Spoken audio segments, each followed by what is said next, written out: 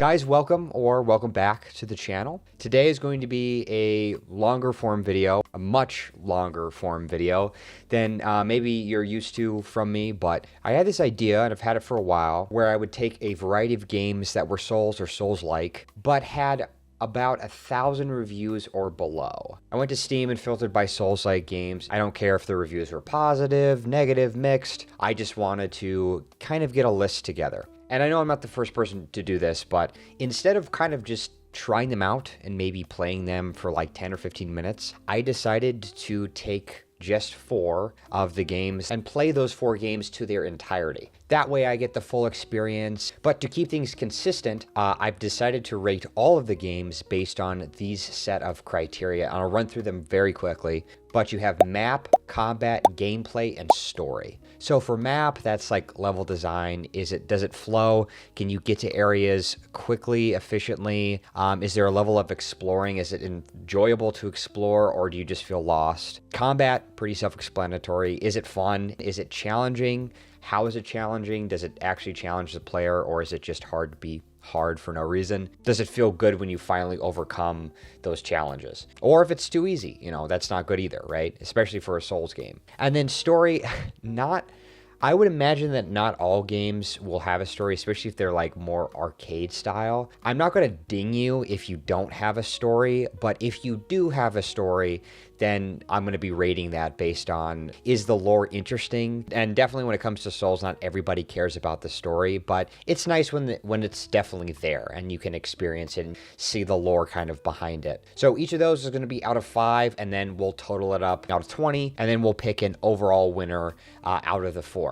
Okay, so I have 2 wheels here. So here's the one in the back. So the reason why I did this is there is a lot of like side-scroller / isometric top-down games.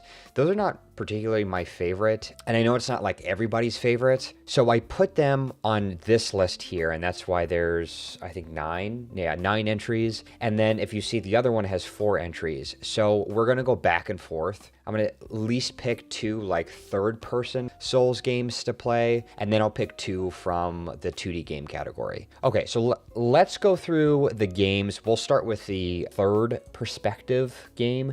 So we've Shattered, A Tale of the Forgotten King, Chronos Before the Ashes, an atmospheric RPG that chronicles a hero's lifelong quest to save their homeland from a great evil. Blade of Darkness, a hardcore fantasy action adventure with unique combat mechanics and role-playing elements that pioneered the Soulsborne genre. Wow. Okay, so it's taking credit for the creation of the Soulsborne, at least ushering into this genre. So I kind of hope we get this one, because that's a bold claim to say that. Then we got Bleak Faith Forsaken. Explore the last remnants of civilization in a vast, unforgiving, and interconnected world. Learn what is left of its history, discover pockets of natural life in the perpetually expanding omnistructure. Wow, try to say that 3 times fast. Lose yourself in a journey unlike any other. Find your purpose in the world. All right, let's quickly go over the 2D games. There's a lot, so I'll go over it pretty quickly. We have Morbid, the Seven Acolytes, a horror punk action RPG filled with Lovecraftian horrors and Cronenberg gore, making it the most gruesome take on the isometric Souls-like genre yet. Nother. Enter the dangerous open world of Nother. There Is No Light Enhanced Edition, Void Souls, Gothic Clicker, let's find that one.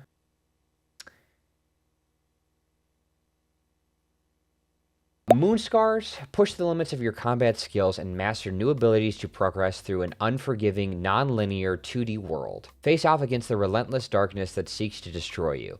In Moonscars, each death is a lesson learned, and as you overcome each challenge, new truths will be revealed. The images look really cool. Wow, I actually wouldn't mind landing on that one. Okay, 3 more. Watcher Chronicles, become a glutton of punishment and persevere. Alone or with a friend, too bad I don't have any friends. Deepening Fire. So then the last one, the Tarnishing of Juxtia. I think that's how you say it. So yeah, so those are all of the games in both categories. Let's go ahead and start off with the third perspective games. Let's hide this. Literally just spin it, and then every time we hit on one, we'll just eliminate it from the wheel. And again, we're alternating. So we're starting off with third perspective. Let's go ahead and give it a rip. All right, and we got...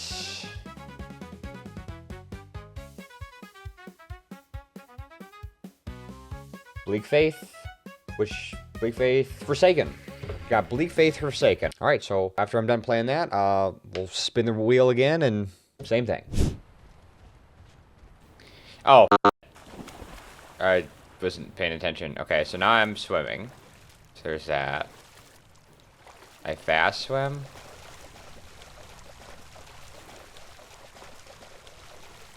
Right, so I can swim down. Oxygen limits. Oh, I don't know. Oh my god!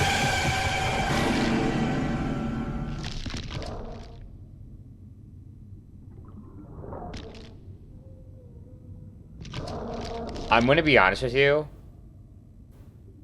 That was one of the most terrifying things I've ever seen in my life. Okay, so let's go ahead and hide this, and let's see what we get.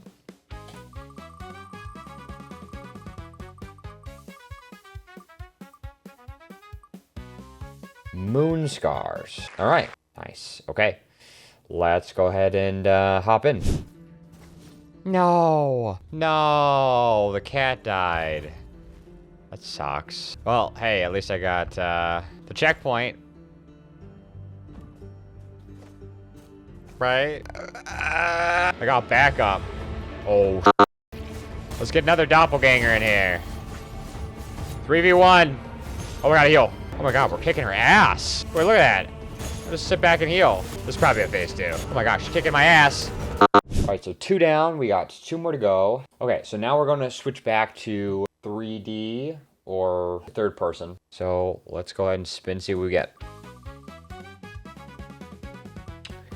And we got Chronos. What was it again? Before the ashes. Chronos before the ashes. Ooh, it's got mixed reviews. Okay, so let's go ahead and get it. $30. Right.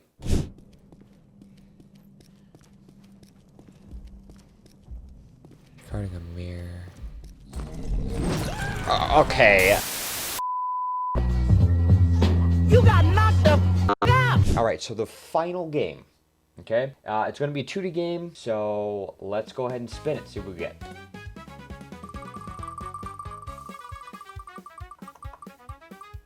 We get Morbid, the seventh Acolytes. Okay. Oh, she's kind of thick, though. Okay, that's... Okay, never mind. Oh my god! Okay, hold on. Wait, your guard's coming in, too. I'm drinking Diet Coke here. Does she have her baby on the umbilical cord still? That's what I'm looking at right now? Hell yeah. Somebody's probably into that. What is this? Ruined anxiety. That's what I have right now. Extreme amounts of anxiety, because this chick is throwing her fetus at me. Hey guys, sorry, just wanted to quickly hop in here for a second. This video ended up taking me over a month to actually make, but I did enjoy it. Just wanted to add, if you enjoy these type of videos, the feedback means a lot to me, telling me whether I should do more videos like this in the future or switch it up. Anyway, let's get back to the video. So the first game that I played was Bleak Faith Forsaken. And like the rest of the games on this list, I had no idea what this game was about. I had never seen any gameplay of it. I didn't even watch the trailer or look at any of the reviews. I saw, of course, the overall summary of the reviews at the top. It's kind of hard to ignore, but I just bought it and I hopped right into the game. So I think what we're going to do is we'll talk about the story up to a point. I don't want to hit spoilers, and then we'll go through the rest of the criteria, and then at the very end I'll give a spoiler warning if you don't want to be revealed. If you want to play the game and you don't want to be spoiled at the end, I'll just give a little timestamp of when to skip on each of the sections, and then I'll cover it and I'll continue to the next section. So for atmosphere and map design, I really wanted to rate this higher than I'm going to, but I'm going to give this a 2 out of 5. Immediately off the bat, when I booted the game up, I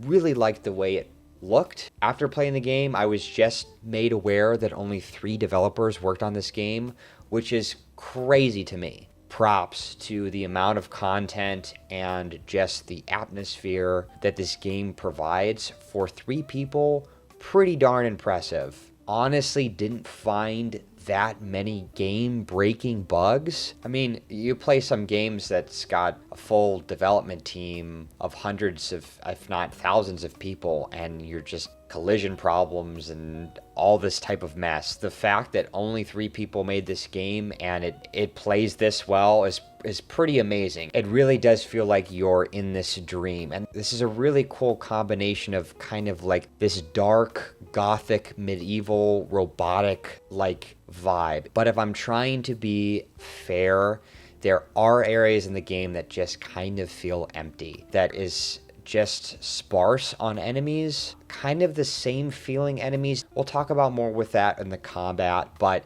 it does kind of have this feeling of emptiness, and that kind of plays a little bit to its strengths, right? It's kind of meant to feel lonely, make you feel isolated, but there are some areas I'm just kind of running around for the sake of running around, and there's not a lot of stuff to be engaging. But atmosphere is not where it struggles. Where it struggles is its map design. Boy, this was rough. I do not know where to go. I'm a little lost. Like, this is just one big circle, okay? Not a huge fan of that. Everything looks the same, too. It's really hard to tell. Have I been here before? Have I not? Yeah, where am I now? Here we go. Okay. Okay, so this is back to where we were. Great. How does that help me? Is there another way to go? So confused. Like I said, as much as I like the way the game looks, it's really dark in areas. So it's actually, I remember there's a couple times where the next area is kind of in this pitch black section. So I kind of just run by it, and finally I'm like, oh, that's an area that I can actually go. There's nothing this way, right? Oh, wait. It's so, okay, from, all right, this is what's kind of crazy. It is so hard from here to see that there is another direction. Like, that looks kind of, I guess from an angle. Okay, so is this a way to go?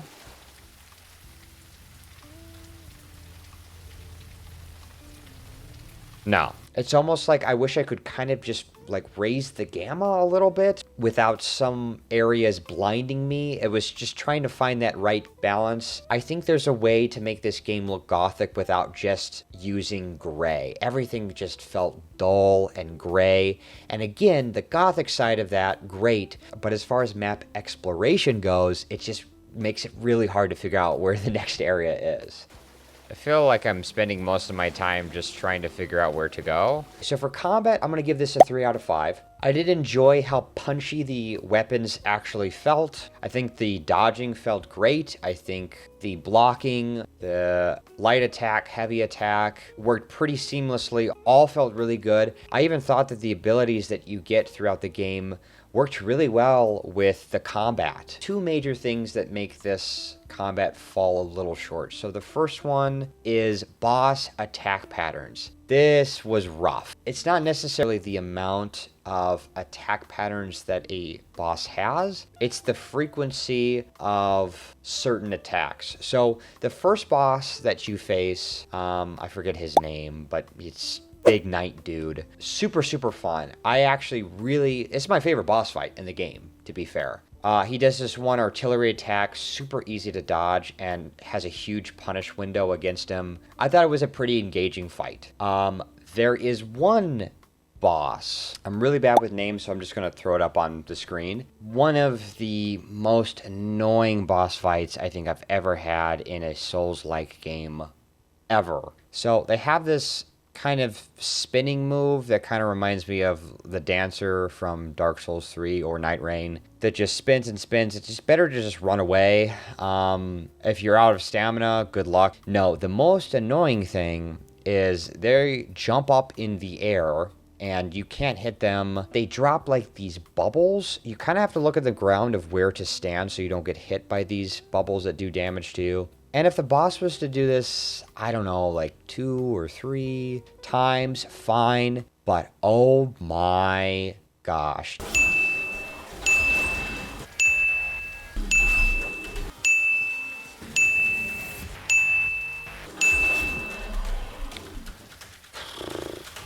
But wait!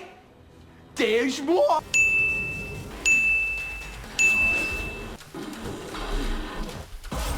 Jeez.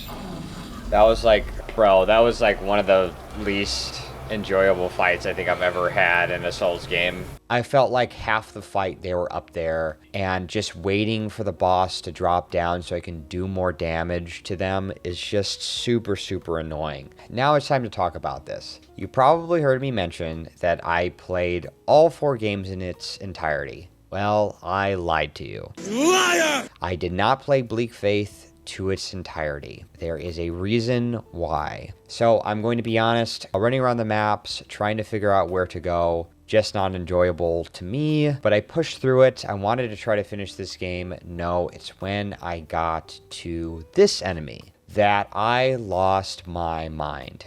Okay, like what the camera, stop. I'm trying to see what I'm doing. What?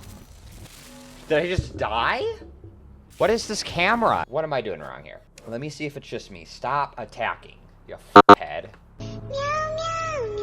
So, the way that giants work in this game is essentially you do damage to their legs and then they go into this stunned stance where you then hop onto their back and you stab them repeatedly until you kill them. If you don't do it in time, you get knocked off their back and you have to do it again. Regular giants, it's not too bad. The first time you do it is experience it enough and they have you do it every time you see a giant. Now, this is a boss fight where that is the main mechanic. However, instead of just taking out one spot, there are multiple spots that you have to take out his legs, then hop on his back, do damage, and then do that 3 or 4 more times. I think it's 4 times in total. I cannot tell you how frustrating this fight was. First of all, he has a swipe mechanic that is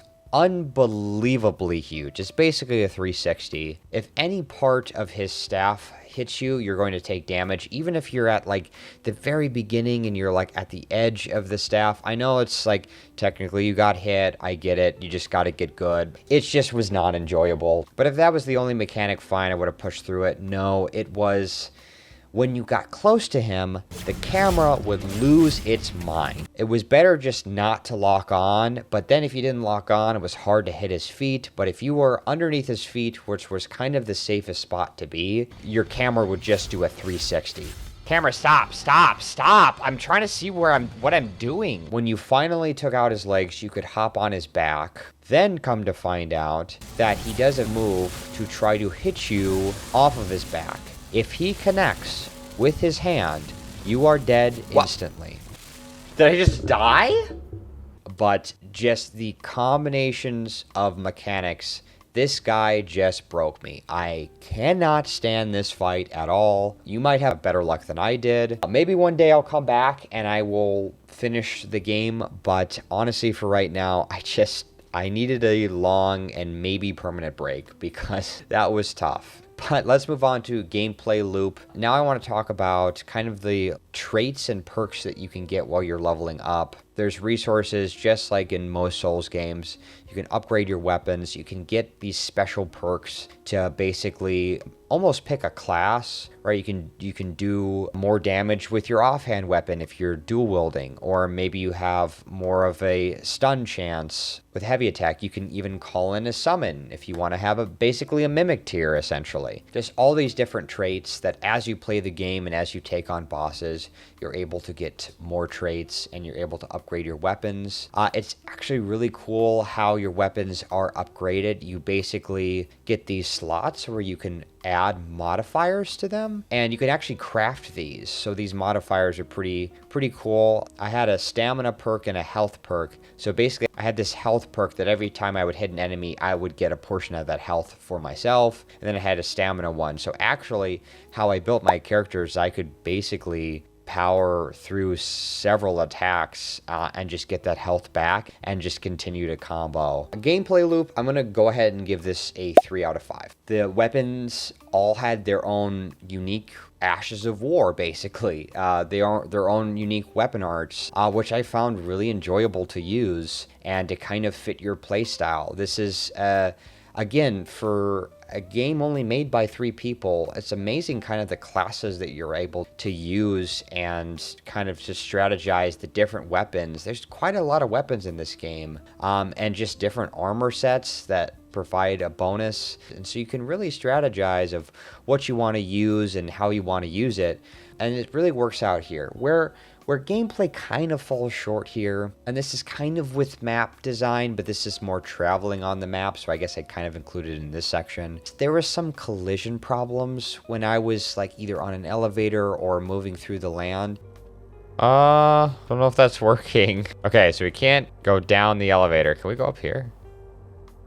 Not supposed to. Okay. All right, the elevator's not working, which is not good. Not a huge deal, but in a game where platforming actually is part of it, there were certain areas in order to get upgrades or to talk to certain NPCs where platforming was required, and it was kind of janky. I always was asking myself, am I supposed to be here, or did I accidentally, hop on the wrong ledge? It was only until I got to an area where, there was an item I could pick up and an NPC I could talk to where I was like, oh, okay, so I was supposed to do that. I was supposed to jump up here. But all in all, really, really not too bad. There's a pretty interesting mechanic. So it's called a homunculus, and you can basically place this down right before a boss fight or something, and that then becomes your spawn point. If you're just struggling with a boss, you can throw down your homunculus. Then when you die, you'll respawn right there and then go right back in to the fight. I would say for a lot of games, this can kind of be a crutch. However, in this game, being the maps are very, very confusing, I do think it's nice that you're able to kind of put down a spawn point so you have less of a run back time, because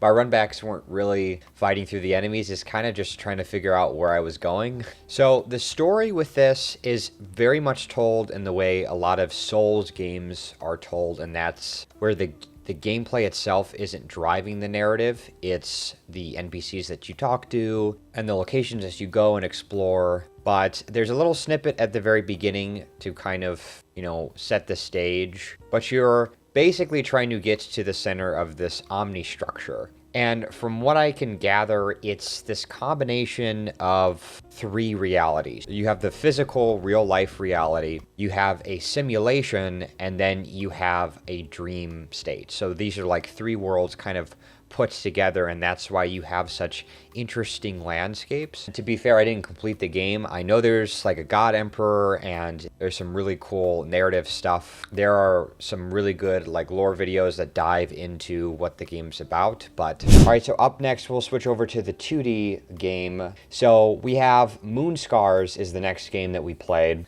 This definitely gives like a medieval gothic kind of vampire vibe. So the story of Moonscars, you play as Grey Irma, who is this clay replica of this human warrior. So you yourself and the enemies that you fight, you will notice are clayborn. So obviously not human beings, but sculptures made out of clay. And they're animated using this magical substance called ichor. So you were molded from a real human, and the game really centers around finding your identity. The purpose as to why you're here and why the world is the way it is. And as you play, you start to kind of uncover the truth of the world and yourself. So it is true, my shadow came after me. I have what you had. I am you. No, you're not. You're just a forsaken chunk of clay. It's a lie. We both know. Oh.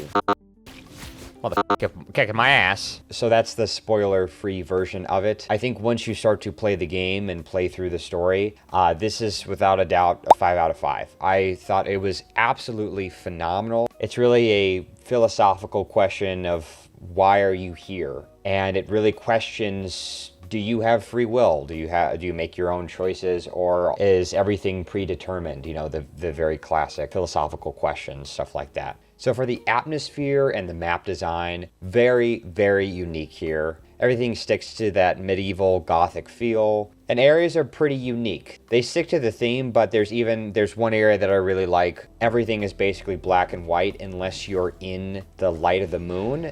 Oh, you know what I noticed? I like how my character's dark too, except for in this, the little light right here. See, that's really cool, I will say. That kind of having stuff like that. Again, it's a small thing, but it can really add like depth to the game. Again, for a 2D game, having this level of detail, it's really impressive. You're kind of limited in the options that you can provide the player on where to go. But I think this game really utilizes its full advantages here by making elevators. You know, as you progress into certain areas, you can kind of hit switches which create shortcuts, which is pretty famous for Souls games where, you know, instead of having checkpoints everywhere, you basically get to a certain location, open up a shortcut, and then, you know, the next time you die, you don't have to travel all the way around. Some Souls games utilize this more than others, but it's all about the way you do it and the frequency you do it. And I think there's a good ratio between spawn points and shortcuts in this game. So the combat, I'm going to go ahead and give it a 3 out of 5. The first time you face certain enemies, especially bosses, there is a level of challenge, but I think once you really understand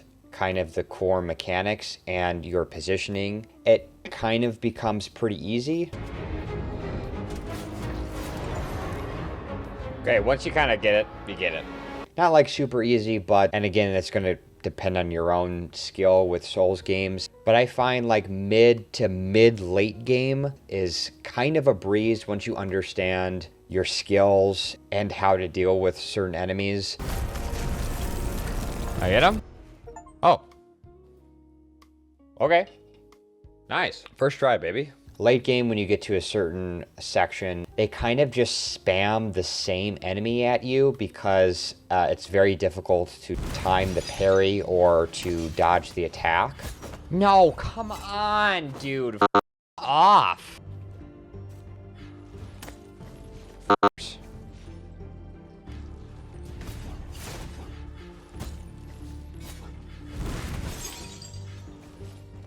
Yo, come on! You guys, this game is for fun. Let's add just, what's the worst, most annoying enemy in the game? Send it. Send it. One hit is going to do 50% of your health. You got to parry it. Oh, we're also going to send them behind you, and then we'll spawn another one and another one. For whatever reason, they decided that the last, it's going to be super easy, and then the last chapter of this bullshit is going to be so unbelievably hard.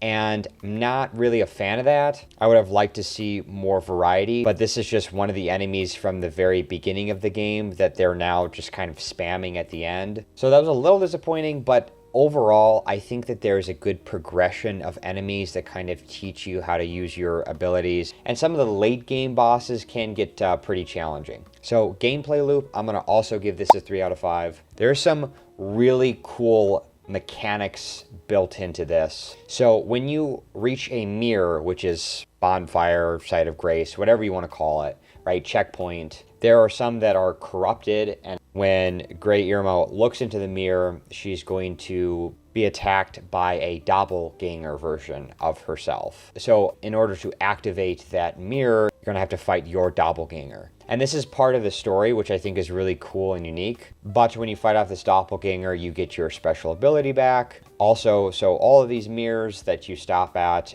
is where you can spend your bone powder, which you get throughout the world. This allows you to get new abilities. The reason why this is only a 3 out of 5 is I feel like there are just some abilities that are just better than others, and then once you've unlocked those, then you basically become super overpowered. That's why I said kind of like the mid to later mid of the game becomes kind of easy. I have basically a mimic tier where I can summon a version of myself, and then I had like this giant blast that went upward so I could deal with the flying enemies, and those two working together, I could basically tear through big sections of the map. There was nothing that really forced me to use certain abilities over others or made me kind of think about, okay, before I go into this boss fight, what would be better to use here than others.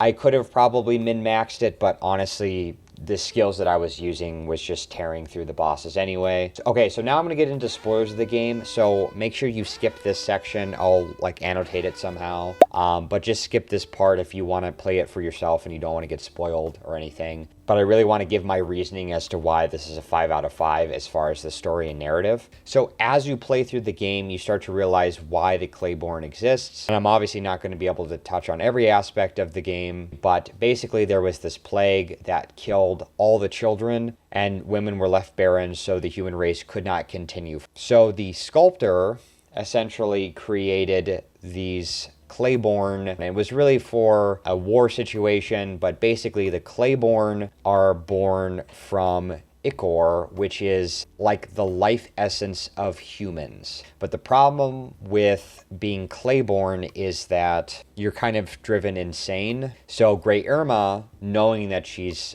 Claiborne, she is seeing her companions that she fought with and all, of course, the rest of civilization as turning mad and insane. And she wonders, is this going to happen to me? How has this not happened to me? Do I have free will? You know, all these things that she's asking herself as you play through the game. And this fits into the mechanic of the Souls mechanic, right? Of dying and then being reborn. So when she's reborn, she sheds her previous clay shell, essentially, which is what makes up the doppelganger. So she's fighting a old version of herself, you could say. Identity plays in it. Is the doppelganger really her? Is she even real? You know, is like, which version of her is the real Irma? And you start to realize you're fighting versions of yourself that the sculptor, which is the guy who created the Claiborne and created you, is having you fight. So he's having you fight your friends, your companions of the past. He's having you fight the Claiborne. He's having you fight the shell versions of yourself. And he's done this countless times. You're not the first clay iteration of Irma. And the reason why he's doing this is because he wants to make a perfect version of Irma to basically be this hive mind for the Claiborne. And he even mentions, you know, towards the end of the game that you were made with some of his Ichor, which is, you know, some of his own life essence. So there's even a lot more aspects to the story. There's this little child named Adalika, who is the daughter of Zorin, I think, which was basically the warlord of this land. And essentially she is the original Ichor that was the creation of the Claiborne. So she ties into the story. There's a lot of like characters that you meet throughout the game. And I think this is perfect for a Souls-like experience. Just as you play, giving you little bits and pieces of the world. Then it provides you a choice at the end of the game. Do you go with the sculptor and become his perfect version of a Claiborne to basically rule over them? Or do you choose free will and you make your own choice and you leave the land, right? So really well done there. All right, so next up, back to 3D games. This is Chronos Before the Ashes. And boy, am I excited to talk about this one. So again, just like all the other games I played, had no background on what these games were besides the description that I read. I only saw just the overall reviews as mixed, and I was like, oh no, I'm probably not gonna have a fun time. So I really had a low bar for this game. And again, didn't look at the trailer, didn't even look at, I saw some images, but I just downloaded the game and started it up and just braced myself for whatever I was gonna play. And I was pleasantly surprised. Oh, huh? We'll say, this looks great. So as I was playing the game, I started to get deja vu. This reminds me of Revenant from the Ash. Is that the same game? Or, I mean, is this the same company? Kind of feels like you're given this little narrative at the beginning. You basically have to fight your way to take out a dragon and be the hero of your little hometown village. She mentioned something about, can you beat the dragon in time? You keep going back till the dragon dies. Souls mechanics, got it. You do. Oh, but I thought I can't die. But we'll get into that when we talk about gameplay. because I think this is a really cool mechanic. But I'm playing it, and again, the artwork is giving me a little deja vu, and I didn't put 2 and 2 together until I get to the location where the checkpoints are. Oh, that looks like a checkpoint. Is this the same company that makes Revenant? Because those are like the same waystones that look like. And I was like, oh, I know where this is from. Wait, what? Hold on. Sorry, I gotta look at something here. Now, I know I'm not supposed to spoil anything for myself, but I just had to look this up. This is a prequel to Revenant from the Ashes. I didn't put 2 and 2 together, even though it was called Before the Ashes. In all technicality, Remnant is a sequel to Chronos, since the latter game first. Oh, so Chronos is a prequel to Revenant. Oh, interesting. Okay. So if you haven't played the Remnant series, there's Remnant from the Ashes, and then there's Remnant 2, which I think is just called Remnant 2. But they're kind of souls. A crude way to describe it is they're souls with guns. Not really the best way to describe it, but those games you can play with another person. The fun aspect with these games is the playthroughs are not the same. You jump to different areas, and it's completely random, the areas that you go through and you complete missions on. It's really, really cool. Chronos is a prequel to this, and actually came out after the first game. I guess not well received, but Chronos is only related to narratively, has no similarities as far as gameplay. It's basically to the classic formula of Souls-like, where you got more melee focused. So I tried not to be too biased as far as rating the story, so I'll leave the rating towards once we get into spoilers after we look at the rest of the criteria. But I was very excited once I learned that to play this game and to experience it. So for atmosphere and map design, it's in this very specific art style that Revenant also had. This is obviously in the fantasy realm, but as you play through the game, it kind of morphs into more, I guess, alien, you could say, which is part of the story. The map design, I think, is really well done. It actually didn't feel like there was a lot of checkpoints, but there was a lot of shortcuts that you could open up. Oh, that's just a shortcut. Okay, interesting. Less bonfires, more shortcuts. Okay. There's a lot of different avenues and paths you could go down, but I never felt lost. Not in the way Bleak Faith kind of made me feel. Where am I going? I don't think I went the right. I'm turned around. So combat and difficulty, I was hesitant between a 2 out of 5 and a 3 out of 5. And the reason for this is because there's a difficulty slider. So we got casual, enjoy the story and puzzles with moderate combat, adventure, balanced difficulty level, the pure form of the game. Well, we obviously have to play at heroic because we're playing Souls games after all. Let's see if I regret that. And I hate difficulty sliders. Honestly, if you're going to play this game and you've played Soul games before, even if you're pretty new to Souls, please just pick the hardest difficulty. While I found parts of the game challenging, a big majority of the game I did not feel a significant challenge. And I just know that if I was playing on earlier difficulties, that it would have been half as fun because I would have just breezed through the game. And even at the hardest difficulty, I rarely fought a boss multiple times. There were a couple bosses that gave me a little bit of trouble, but once you understand their movesets, that's another thing. Their movesets are very, very limited. Bosses only have like maybe 3 or 4, and then for some reason when you get to the very end of the boss fight, they pull out like 1 additional move. Oh my gosh, okay, of course you got a new move. I don't like it that you get to the last bar and then they get a new move. Like, come on.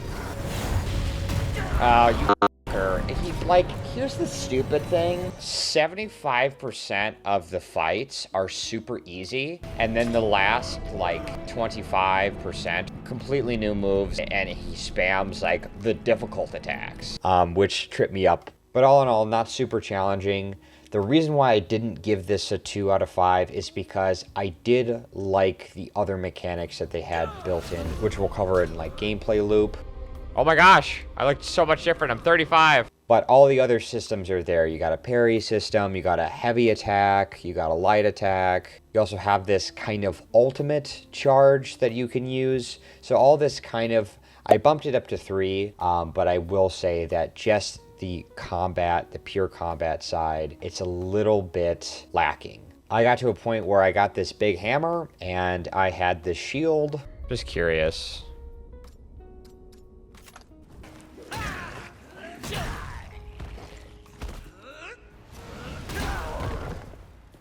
Maybe I should have went strength. Oh, yeah. I'm gonna go strength. I'm definitely gonna go strength. And that is all that I used the rest of the game. So that was kind of the gameplay loop. You would dodge, which you can shield at the same time. So even if you miss your dodge, you're basically not going to take any damage unless it's like a special attack from a boss. Once you understand the mechanics, it's basically like every other Souls game. It becomes pretty easy the majority of the game, aside from just learning some attacks from bosses. So for the gameplay loop and leveling, it's actually got the highest rating for me in this category. So I gave this a 4 out of 5. So the reason for this is there is some puzzling, which honestly I can take or leave. You don't obviously have to have puzzles in a Souls game to make it good.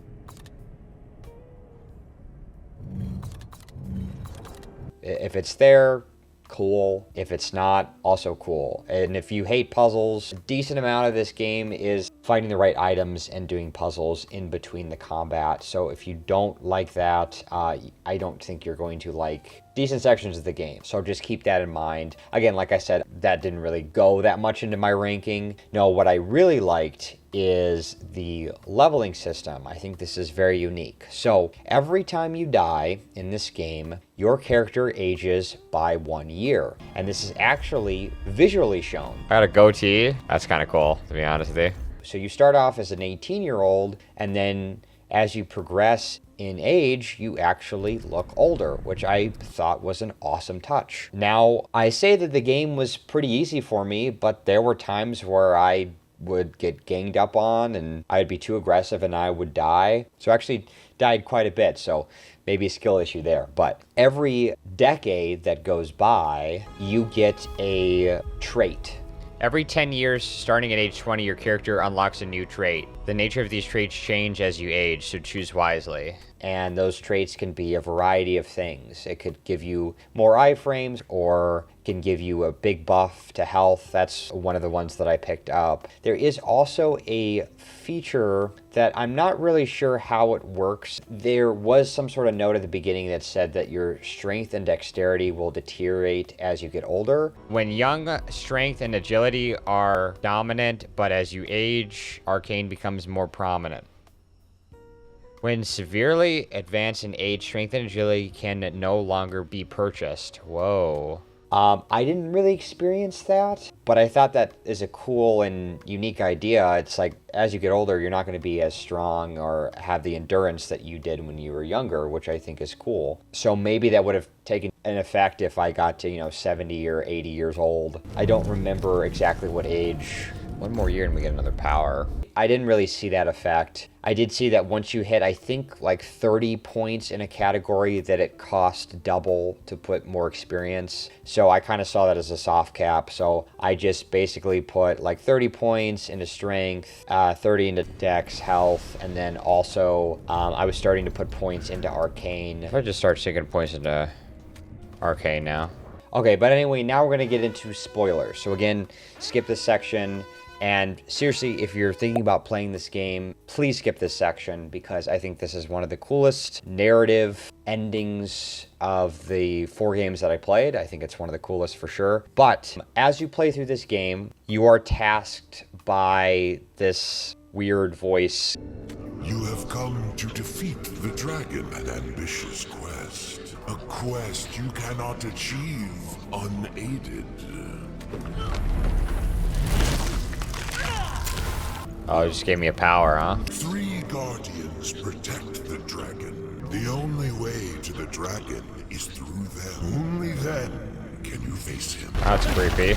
ominous, of course, to basically take out the guardians of the different areas that you travel to. So there's a Cyclops, there is the Many-Face dude or whatever, there's the Labyrinth Beast. Very not good at remembering boss names. The ominous voice gives you this power. That's where your arcane comes in, but it gives your arm this kind of root power. So you're like, okay, sounds good. Let me go and take out these guardians. The guardians represent, you know, the big boss fights. Wish there was kind of more boss fights throughout the game. You take out these guardians because the ominous voice tells you to, and if you go back, because you get this key card, you can kind of get a little hint at what you're actually doing before the ending, which I thought was really cool. If you go back to the starting area, you go to this facility and you see bodies that are flatlined. Oh. These people? Oh my gosh. Wait, is this? Wait a minute.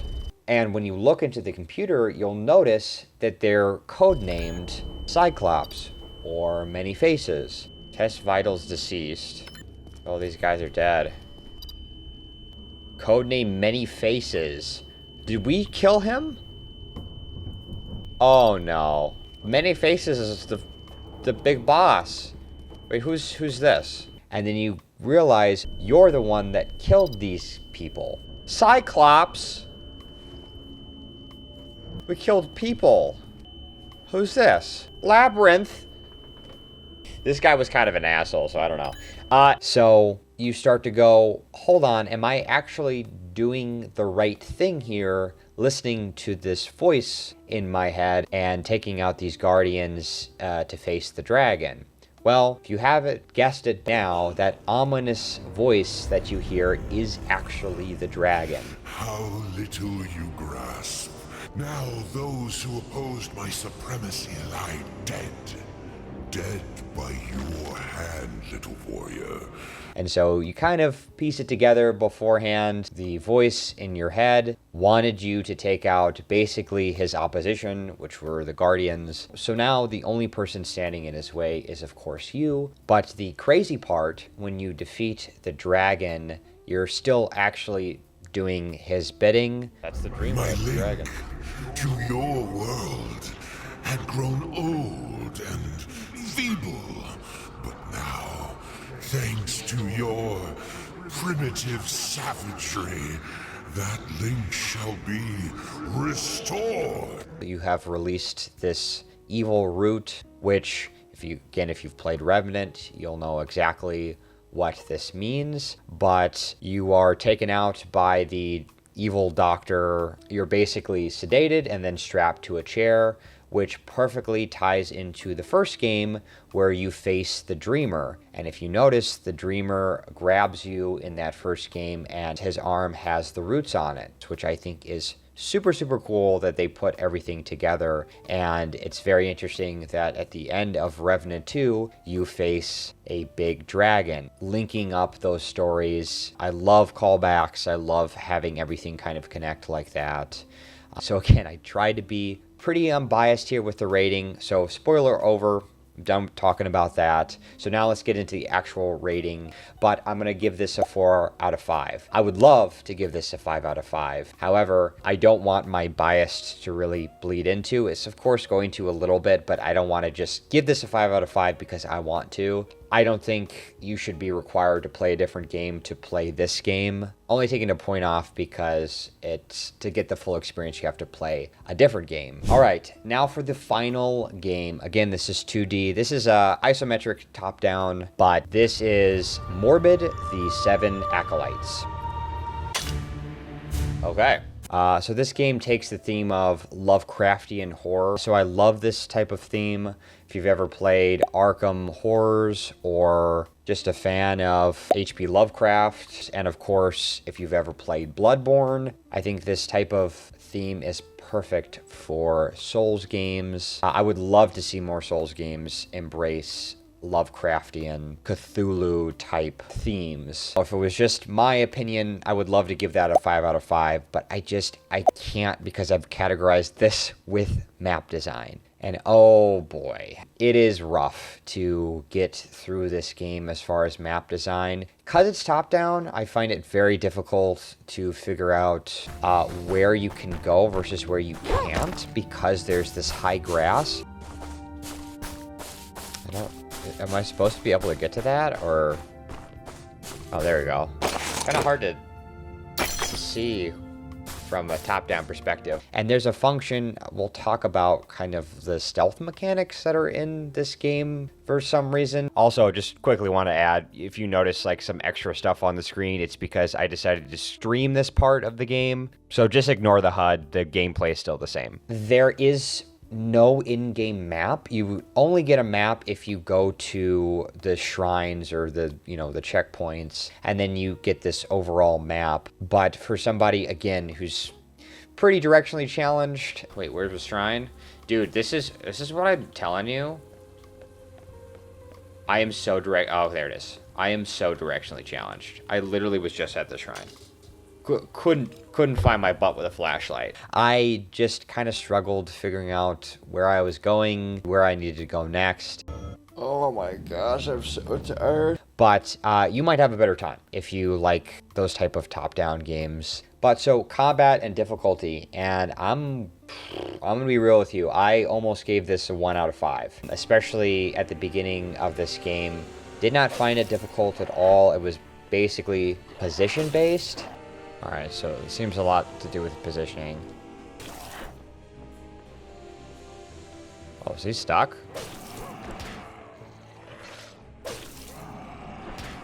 I think he's stuck. Oh, he bounced off a little bit there.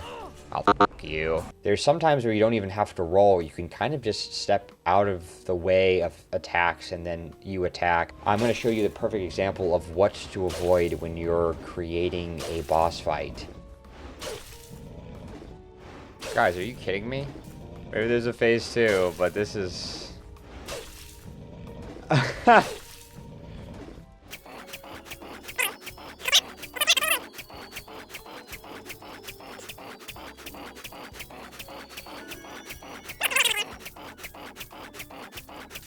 It'd be really funny if like the last hit it decides to charge or something.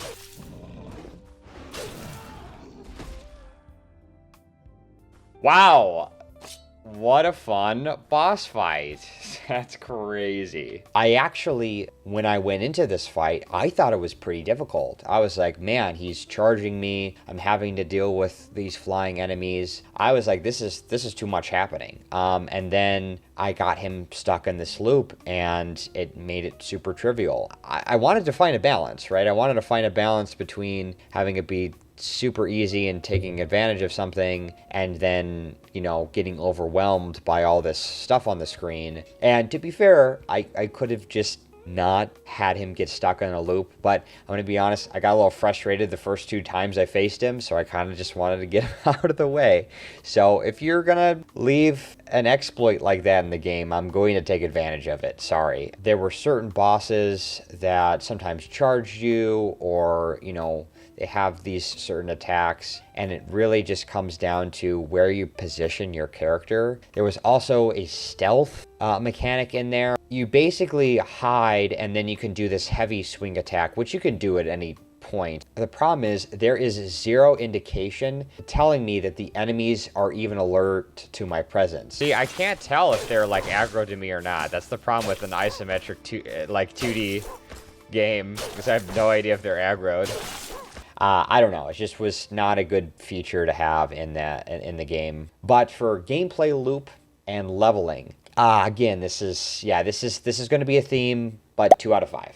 I did like, so there's the shrines, which once you take out your first acolyte, you're able to spend your points on these blessings. But you can use these shrines to basically reset the world by resting, just like most Souls games. You can also pick up, there's a ton of items to pick up, like healing over time, or apply different types of status effects to your weapons, whether it bleed, fire, frost. There's also mod slots, which you can add to your weapons, which I thought was cool. You can also like destroy those and then apply more. Okay, where's the rune destroyer? Remove all runes. Okay, perfect. All right, let's get the best here. Let's do that. Electricity. We have 2 fire, actually. 20%. Okay. So we should be hitting harder. Let's see. So there's also, and I debated whether to put this in combat or into just general gameplay. There's also a gun that you can have. And just like the melee weapons, there's a wide variety of guns that you get. But it's weird. It's kind of like a specialty thing that you have because you're only allowed a certain amount of shots. Now you can find basically more shots throughout the world, and every time you rest, you replenish those rounds. But it's never your main weapon. You have your melee weapon for that. I don't find it super necessary to have the gun. I always I'm in a boss fight and I'm like, oh, that's right, I have a gun, and I just start firing it and just wasting all my rounds. I think it would have been better in certain instances if I had the shotgun and maybe to clear out some of the ads that are coming at me. So you can definitely strategize. I didn't find it that enjoyable, but you might find it more enjoyable than me. So the game takes place in a place called Morna. I think that's how you say it, but it is under the grasp of the Gaharas, which are basically like, I guess, demons, Lovecraftian demons, essentially, that have taken over this land. But the Gaharas cannot exist in the world directly. They have to have a host, so they're like parasites, essentially. So to basically allow them to stay in the mortal realm, the Gaharas possess 7 powerful humans, creating the 7 Acolytes, hence the name of the game. So as long as the 7 Acolytes live, the Gaharas remain tethered to the real world, and they spread madness, decay, and despair. And that's directly a quote from this summary right here. Because I totally paid attention to the story when I was playing this game. So you play the last surviving striver of Deborum. Sure, a warrior sworn to fight the Gaharas and their servants. But all the other warriors have been killed, so it's just you. You are the last hope. Yeah, and spoiler alert, I'll go ahead and give you the ending here. I have a little summary here because just easier for me. So basically, once you kill the 7 Acolytes, the Gaharas release their hold on the land, and they have no power left and flee from the mortal realm. And of course, it's a Souls game, so it's not a happy ending. The world is still left broken. And this summary here is funny. It says, you are forever marked by the horrors you endured. So basically, you have PTSD. So have fun with that. And the lingering possibility remains that the Gaharas could return in the future if new hosts are found.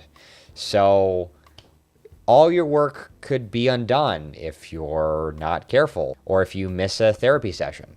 So there's that. So spoiler over, but just like every other rating for Morbid, the 7 Acolytes, I'm going to give this a 2 out of 5. For story. No, I'm going to give it 3 out of 5. I'm going to give this a 3 out of 5, which is the best rating it's got. It's got 2 out of 5, I think. I think I gave it a 2 out of 5 for everything else, but 3 out of 5 for this. I like the theme that they're going for here. I think it's a cool idea to basically have this parasitical demons spawn that essentially take over a land and latch themselves onto powerful beings. But overall, probably the weakest entry out of the 4. But honestly, we had some pretty strong entries, so I don't think it was a terrible game. It just would not be something that I will be playing in the future, to be honest with you. All right, so we played the games. Well, most of them.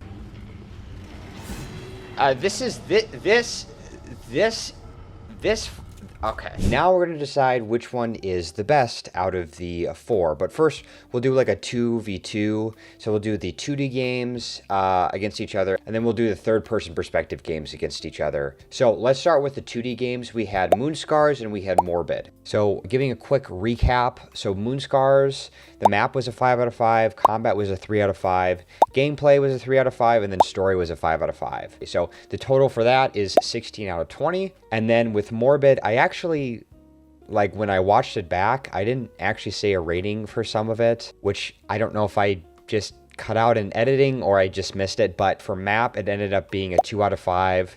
And the combat also ended up being a 2 out of 5, which I don't think I mentioned. And then gameplay was a 2 out of 5, and story was a 3 out of 5.